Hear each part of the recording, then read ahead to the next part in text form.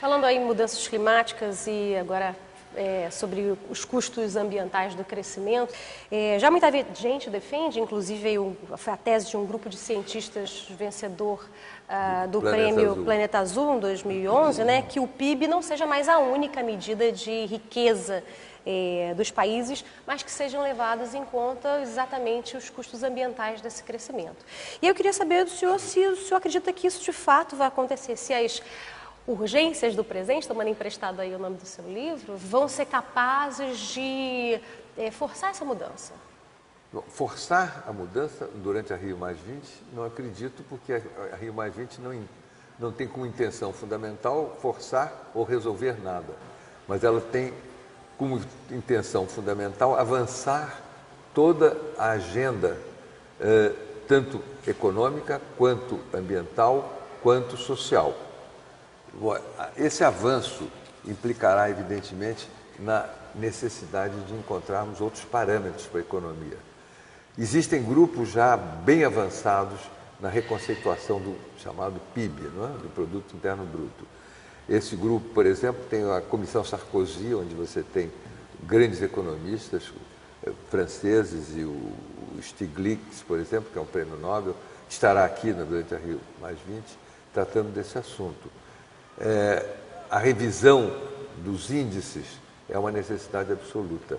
Não apenas a revisão dos índices, mas também alguma coisa que não acontecerá na Rio+20, mas que eu venho advogando, e nós todos ambientalistas temos advogados, que é a procura de uma moeda de referência que inclua definitivamente a variável ambiental.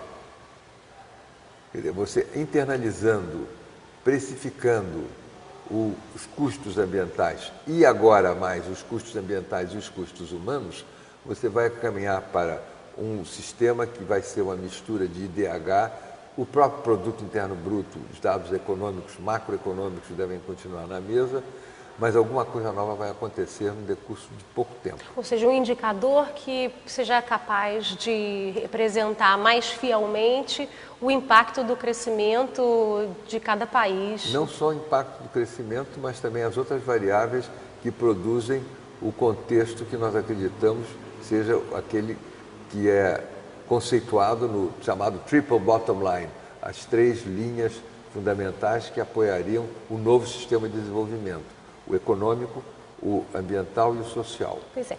E aí eu queria perguntar para o senhor qual é o papel, na sua opinião, aí das empresas privadas hoje na transição para esse novo modelo de desenvolvimento. O quanto que a atitude empresarial, quer dizer, primeiro qual é o papel que tem desempenhado e o quanto que a atitude empresarial depende de políticas públicas e da sociedade, da conscientização da sociedade, do movimento da sociedade demandando um outro tipo de desenvolvimento.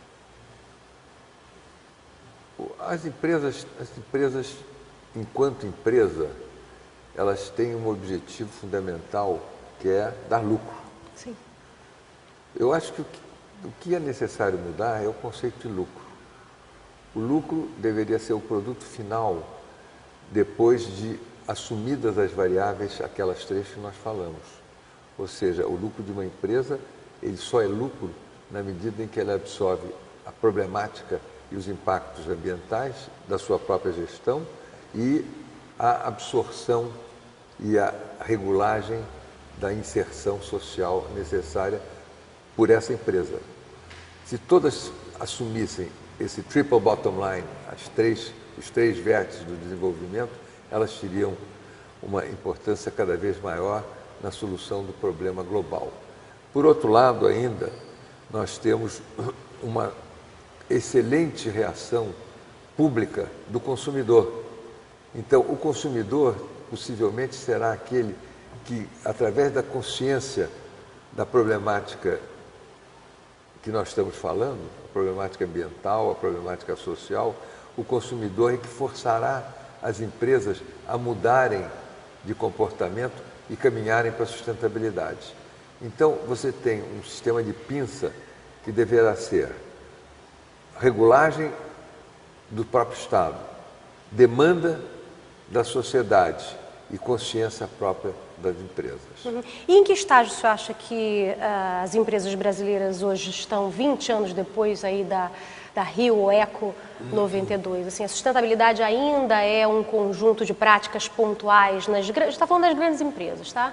Ainda você acredita que seja um conjunto de práticas pontuais ou a maioria das grandes empresas efetivamente já incorporou a sustentabilidade, Não. a gestão e a cultura da empresa? Eu acho que as grandes empresas ainda não incorporaram no seu processo produtivo, comercial e financeiro o ideário de sustentabilidade. Mas, por outro lado, que as grandes empresas estão procurando autóctonemente, estão procurando por vontade própria esse caminho, estão. Quer dizer, se não houver uma mudança no comportamento, elas perderão seguramente a sua primazia como empresas de ponta. Isso está acontecendo no mundo inteiro. Sim. E muito mais no mundo desenvolvido, até no mundo em desenvolvimento. No Brasil, por exemplo, as empresas que se destacam nessa transformação pela qual o senhor disse que nós estamos ainda passando aqui no Brasil, elas se destacam exatamente pelas soluções inovadoras, atreladas à tecnologia. Qual é o perfil que o senhor apontaria das empresas que estão aí na frente no protagonismo dessas mudanças no Brasil?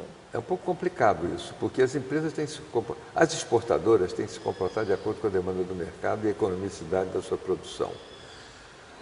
Por exemplo, você pega empresas que são exportadoras de produtos primários não renováveis. O que nós estamos exportando? Nós estamos exportando competitivamente, e aí essa competitividade é um assunto que tem que ser tratado dentro de uma situação global. Nós estamos exportando uma riqueza natural. Nós estamos exportando o nosso capital natural. De modo que esse custo de reposição do capital natural não está contabilizado. É possível ser contabilizado? Não, a não ser que a empresa se torne não competitiva.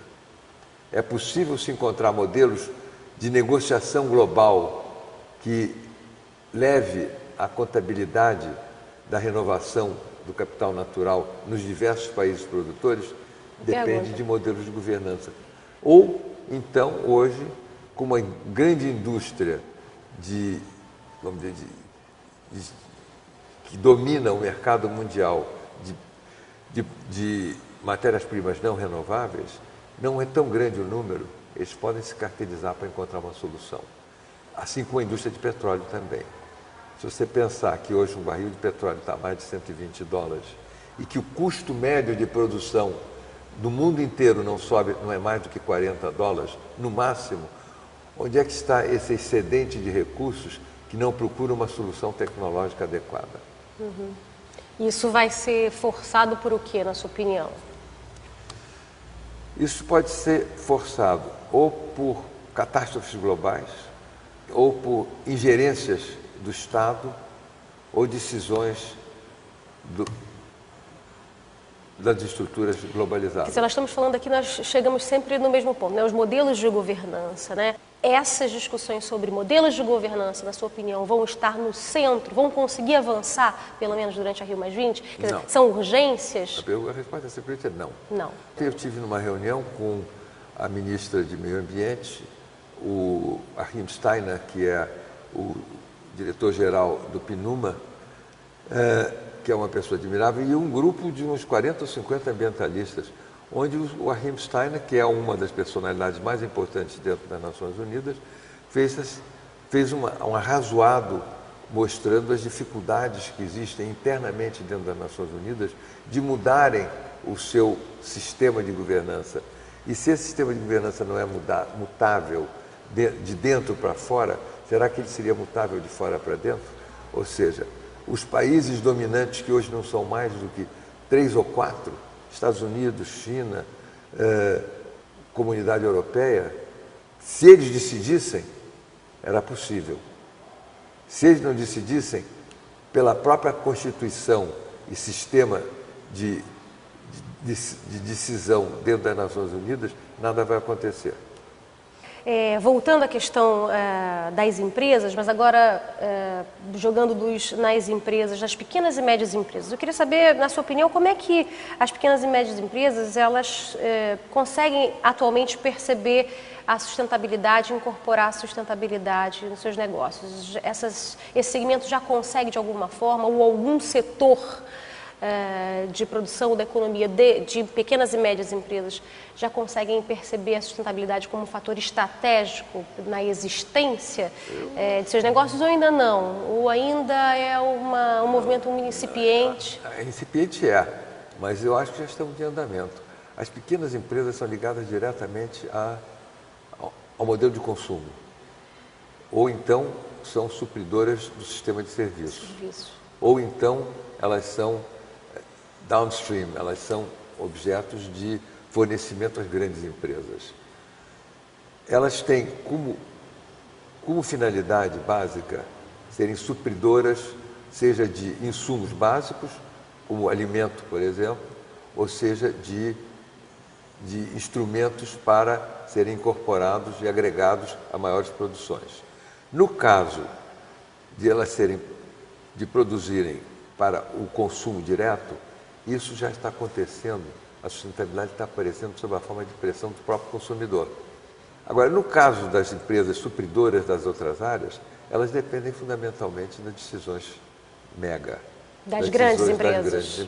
Então, na verdade, a postura das grandes empresas e a pressão que fazem sobre seus fornecedores tem um valor pedagógico, digamos assim? Pedagógico não, tem um valor profundo de integração do conceito vertical.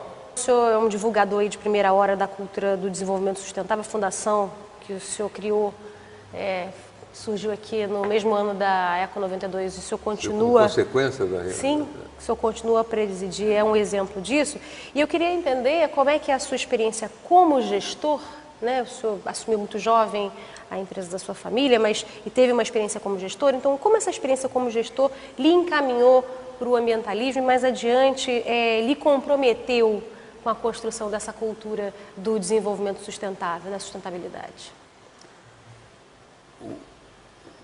O gestor que olhar para dentro do seu próprio umbigo ou para a sua própria empresa, ele é um gestor deficiente. O gestor tem que olhar para fora, e de preferência um olhar prospectivo, um olhar que olhe para o futuro. De modo que, se alguma coisa eu aprendi enquanto gestor de empresa, é que o olhar para o futuro, não apenas em termos de mercado, mas em termos do concerto geral dentro do qual essa empresa está inserida, ele terá maior ou menor sucesso. Aquele gestor que apenas aproveita oportunidades de mercado tópicas desaparecerá em breve. Aquele gestor que queira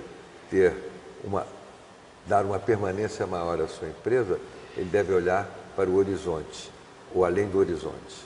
Bom, muitíssimo obrigada por essa entrevista. Muito obrigada pela atenção.